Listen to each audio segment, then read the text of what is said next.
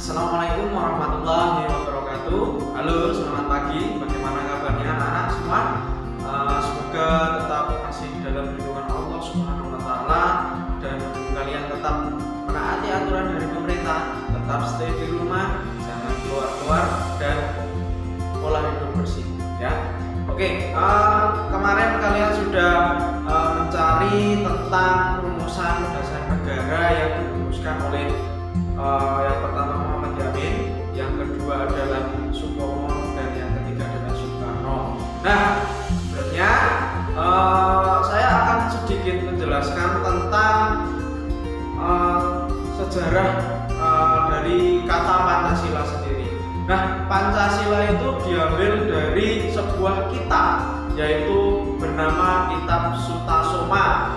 Nah, Kitab Sutasoma itu karangannya siapa? Yaitu karangan dari Tangkuban, ya.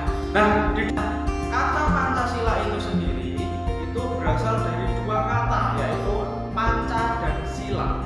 Panca itu artinya adalah 5, kemudian sila itu artinya adalah sendi atau aturan dasar. Jadi Pancasila itu mengandung pengertian yaitu memiliki 5 aturan dasar.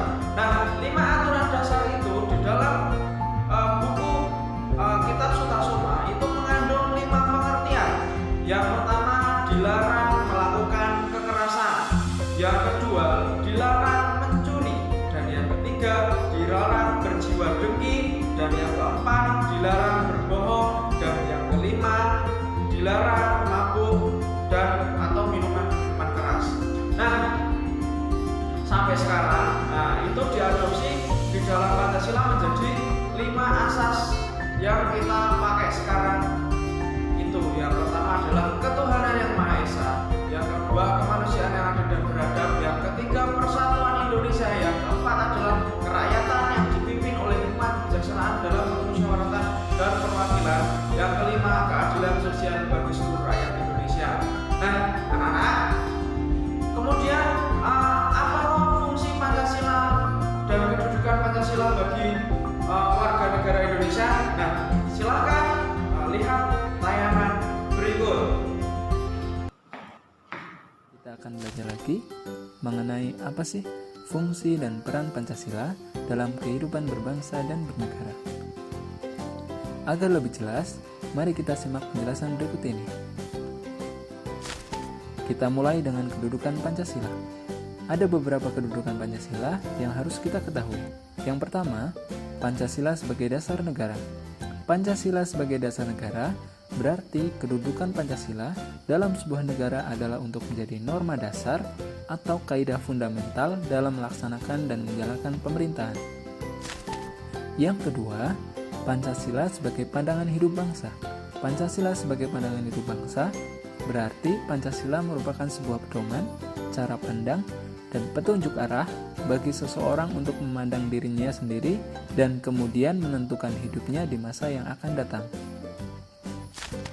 Yang ketiga, Pancasila sebagai kepribadian bangsa. Maksudnya, Pancasila dijadikan sebagai refleksi dari perubahan dan perkembangan bangsa Indonesia dari masa ke masa.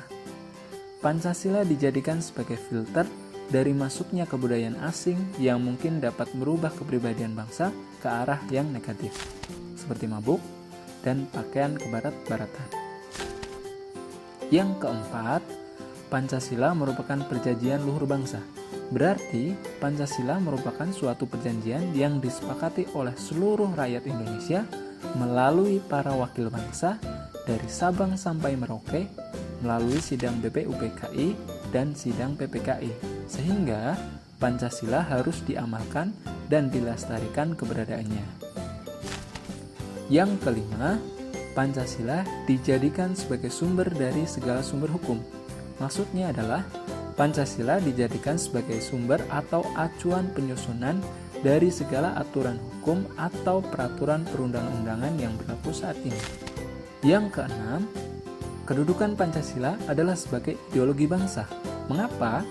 Karena Pancasila merupakan hasil dari perenungan dan pemikiran bangsa Indonesia yang diambil dari nilai-nilai adat istiadat yang terdapat dalam pandangan hidup masyarakat Indonesia. Nah, setelah mengetahui kedudukan dan fungsi Pancasila, kita juga harus mengetahui tentang arti penting Pancasila dalam kehidupan berbangsa dan bernegara.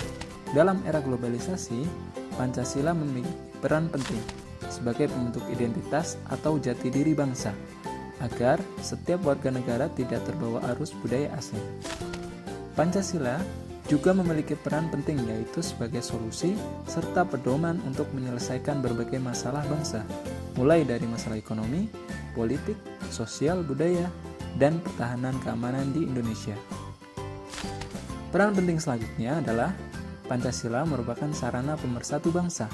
Hal ini tertuang dalam Lambang Negara Indonesia, yaitu Garuda Pancasila, serta semboyan negara Indonesia, yaitu Bhinneka Tunggal Ika. Meskipun Indonesia terdiri dari berbagai suku bangsa dan agama, semuanya bersatu untuk Indonesia. Demikian sedikit penjelasan mengenai fungsi dan peran Pancasila dalam kehidupan berbangsa dan bernegara. Semoga bermanfaat.